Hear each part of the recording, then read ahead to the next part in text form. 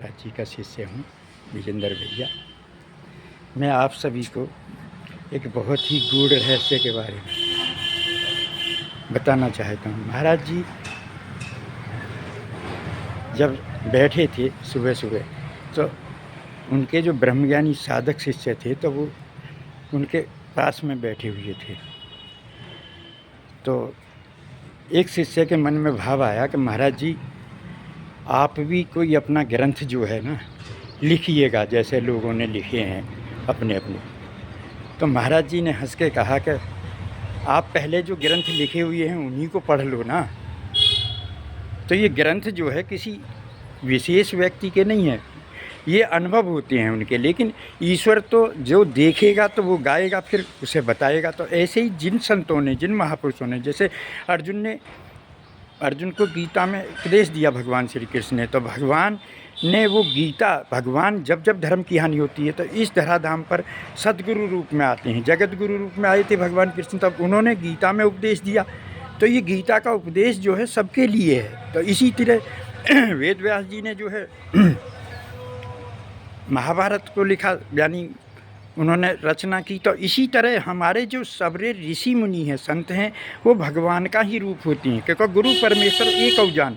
तो महाराज जी ने कहा कि जो ग्रंथ आपके सामने हैं पहले उन्हीं को गुरु की आज्ञा में बैठ के, मतलब ईश्वर का जब साक्षात्कार कर लेगा तो हर चीज़ समझ में आने लगेगी।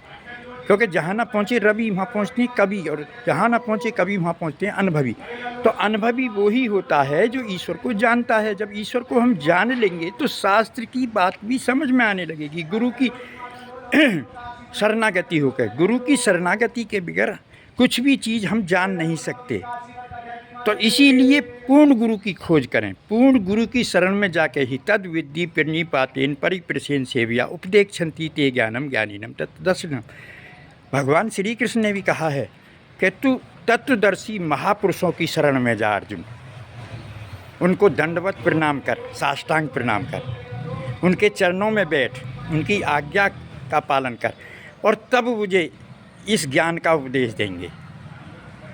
आज हमारे महाराज जी ने भी यही कहा है कि अगर आपको ज्ञान की प्राप्ति करनी है तो महापुरुषों की शरण में जाओ, और महापुरुष उस शास्त्र का सार आपको बताएंगे।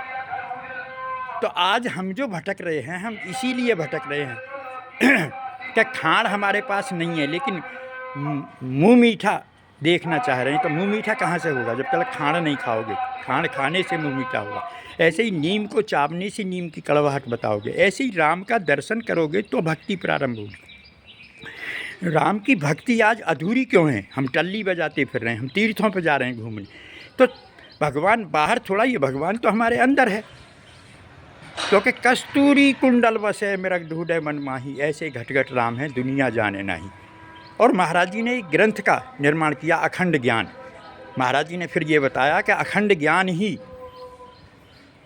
इस कलयुग में, मतलब एक सबसे ऊंचा ज्ञान ग्रंथ होगा। जैसे गुरु ग्रंथ साहिब बना, या रामचरितमानस बना, तुलसीदास ने लिखा, गीता बना, वेद बना। तो ये सब जैसे शास्त्र हैं, उपनिषद हैं, तो इसी तरह हमारे महाराज जी का जो ग्रंथ है ना, वो अखंड ज्ञान है। आप उसे अवश्य पढ़ें और महाराज जी की आज्ञा में चलें, सुमरन करें, साधना करें निरंतर। मतलब बिना सुमरन, साधना और सेवा के, सत्संग के आपका कल्याण असंभव है। आप प्रभु से नहीं जुड़ सकते हो। प्रभु से जुड़ने का केवल सुमरन साधना, निरंतर सुमरन साधना, चिंतन मनन और सेवा है। तो गुरु की आज्ञा में रहें और गुरु की आज्ञा अनुसार चलें। और ओम श्री आशुतोषाय नमः महामंत्र है, इसे निरंतर जपें। एक बार किसी ने पूछा था कि महाराज जी ये ओम श्री आशुतोषाय नमः मंत्र से क्या होता है? तो मतलब एक साधक ने अनुभव दिया है बहुत बड़ा, और उसमें बताया भी है कि ओम श्री आशुतोषाय नमः मंत्र का जाप करने से, साधना करने से हमारे जो पाप हैं ना वो मिट जाते हैं।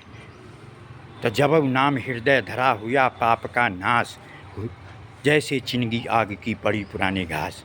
तो अगर हमें अपने पापों से मुक्ति चाहना है तो ओम श्री आशुतोषाय का निरंतर जप करते हुए सुमरन, साधना, सेवा निरंतर करें, आगे बढ़ें, पीछे कोई रास्ता नहीं है। ऐसे सद्गुरु का मिलना दुर्लभ है। सर्वश्री आशुतोष महाराज जी ब्रह्म ज्ञान प्रदाता हैं, विश्व शांति के प्रौधा हैं, दिव्य ज्योति जागृति संस्थान के संस्थापक और संचालक हैं, जिनका लक्ष्य है मानव में क्रांति से विश्व में शांति की स्थापना, जिनका लक्ष्य है आत्म जागृति से विश्व में शांति तक, from self awakening to global peace. तो ऐसे सद्गुरु के चरणों में कोटि कोटि प्रणाम, कोटि कोटि वंदन, कोटि कोटि नमन। सर्वश्री आशुतोष महाराज जी की जय और सच्चे दरबार की जय, सद्गुरुदेव भगवान की जय, भारत माता की जय, वंदे मातरम।